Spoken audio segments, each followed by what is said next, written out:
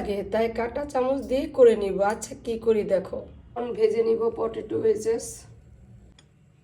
তো একদম হাত দিতে মন চাইছে না, দিয়ে ছেড়ে দিলাম। কিন্তু এভাবে চামচ দিয়ে ছেড়ে দিতে পারো। শীতে ফুলকপির পাকোড়া তো আমি একটু ভেজে নিলাম, গরম গরম, খেতে কিন্তু মন্দ না। হয়ে গেল।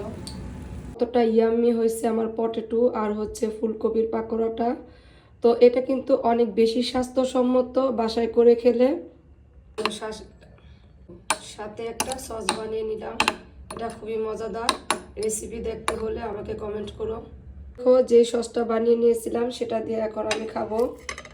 তো আজকের নাস্তাটা আমার কেমন হয়েছে তোমরা কমেন্টে বলো কিন্তু, আর তোমরা একবার ট্রাই করো। আমি এখন ট্রাই করে দেখি কেমন হয়েছে। বিসমিল্লাহ। অনেক মজা, দেখো কতটা ক্রিস্পি হয়েছে। এত মজা হয়েছে, এটা যদি বাসায় করে খাও বাইরেটা আর খেতে চাইবা না। একবার ট্রাই করো কিন্তু।